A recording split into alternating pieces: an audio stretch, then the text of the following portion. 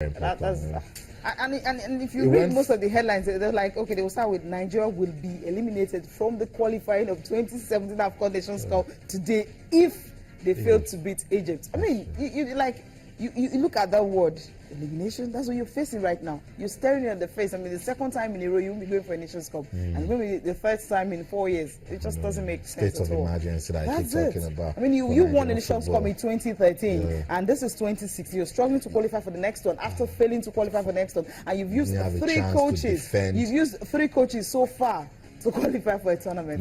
That's huge. Now you're going to where we need to give attention to administration. Huge. So that's huge. So no matter what happened in this game tonight, I think the bulk of the players we have right now and the coaching crew, they can just be kept to have stability in the team first, because that was what got Keshin to win the 2013 AFCON. That's why the leave side distraction, the kind of distraction they had, is not as much as what we are having right now. So if you're having that consistency and you're having that focus, why not?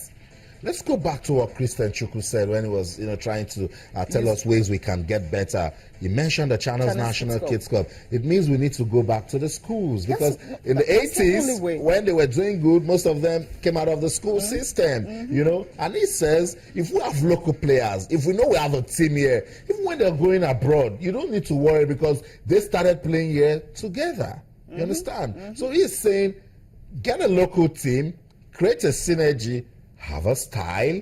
When they leave and they come back, I've played with Cecilia. I don't play in the women's league. I've played with Baby Tayo at Aimba, and I go to Arsenal. I understand Tayo's style of play. We've made about 50 appearances in the national team.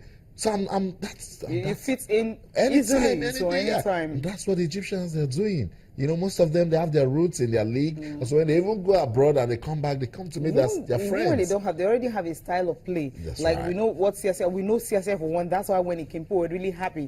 Come on, this is what he does. And most of the players understands what he usually do whenever he's in charge and all that. That's it. So he attack, he's attack-minded and all. So that alone, you can also take that model, from him and say, okay, this is the style we'll be playing. You just have it enshrined in the Nigerian Football Federation or with the national team. So whether on the 17, on 20, on the 21, on the 20, the Flying Eagles and all of them, they'll have that same style. That's what all of them should be playing. Very important. And one way we can achieve that is if we give good attention to our league football development in Nigeria. And well done to the league management company, because it's just match day 9 in the Nigeria Professional Football League, and we've seen quality football. We've seen breathtaking goals. Oh, can you ever forget what Amos Gyang did to Ikorodu United here in Lagos? You also saw that a stunner of a goal scored by Roland Kofi. We're seeing good goals in Nigeria Professional Football League. This is the game between Abia Warriors and Niger Tornadoes.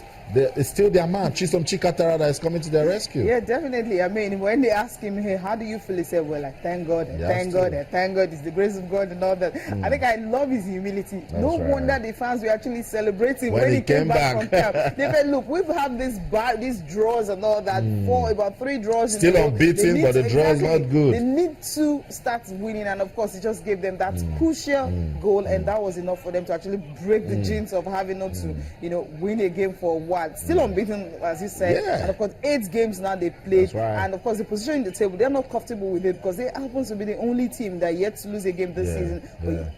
So they're the team to beat. Definitely, I think they're the team to beat. So and they have 1 game in hand. I think that also is a bonus and also a plus for them. Yeah, so Coach Kennedy Boboye doing good things with the team, but he needs to start planning because Chisom Chikatara leaves in June, and then it's very important that you get other players to consolidate.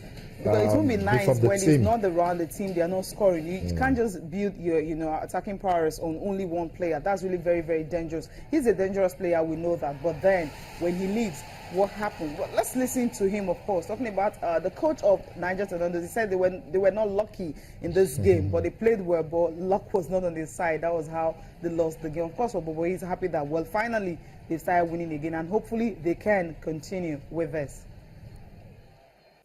Is to go back to drawing board and see where you make it wrong and try to correct and win the game. Our next match is going to be an home match. It's going to be a tough match with Sunshine Star, and I'm very positive that we are going to get it right before we think of going to away. Tornadoes, they came in as a good team as well to fight and get something back home.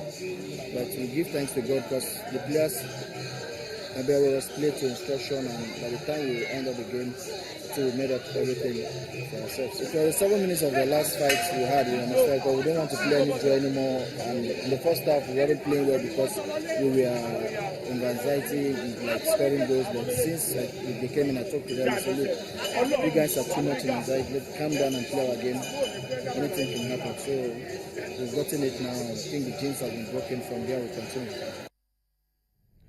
So that's it, coach of Abia Warriors, Kennedy Bobo. Cecilia, when he came in, the club told him, do all you can to take us to the continent.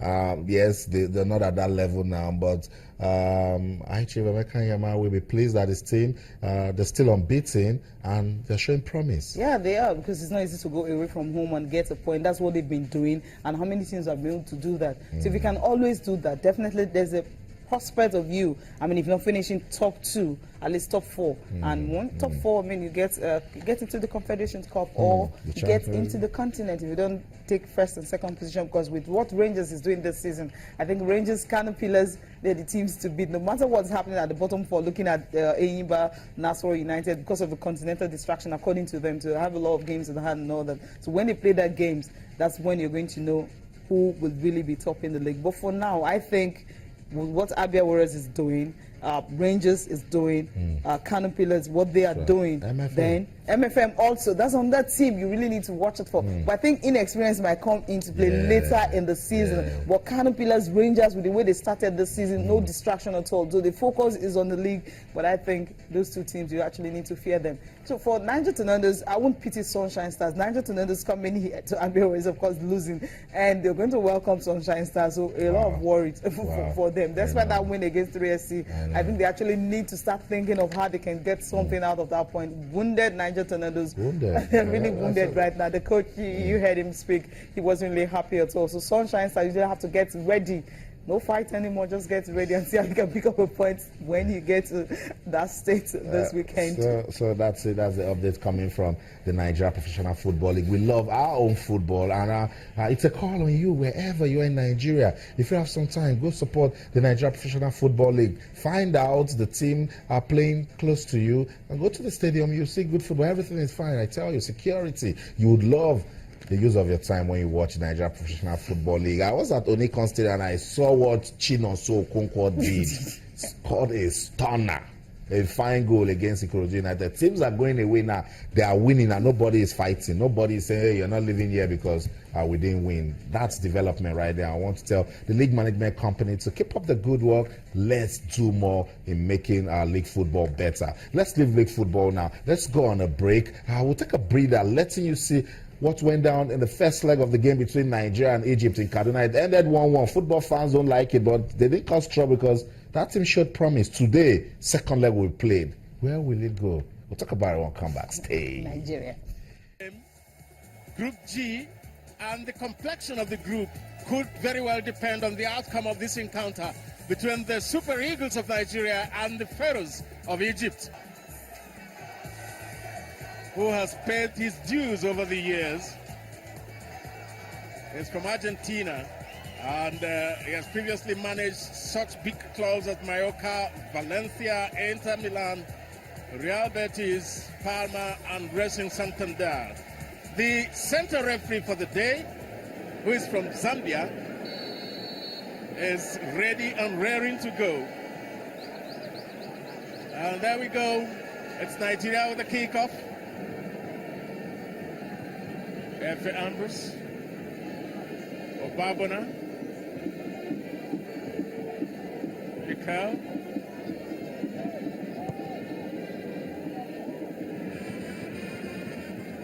Etebo, Ihanacho, Igalo, Moses Simon, he wants to cut to the right. He's one to do that. Oh, goodness gracious me. And Nigeria's traveling it in. And thanks to Kelechi Ihanacho, that was magnificent. He doesn't waste time. He takes it one time. And it rebounded, ricocheted off the post there. Egyptians were cut cold. And it was a Etebo who had the final touch.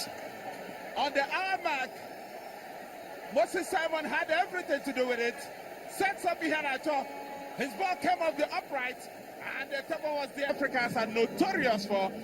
They hold a 1-0 lead in the final moments of matches. That is what you get from Egypt. So this is a test of Maghrebian medicine right here in Kaduna. 3 minutes added on here.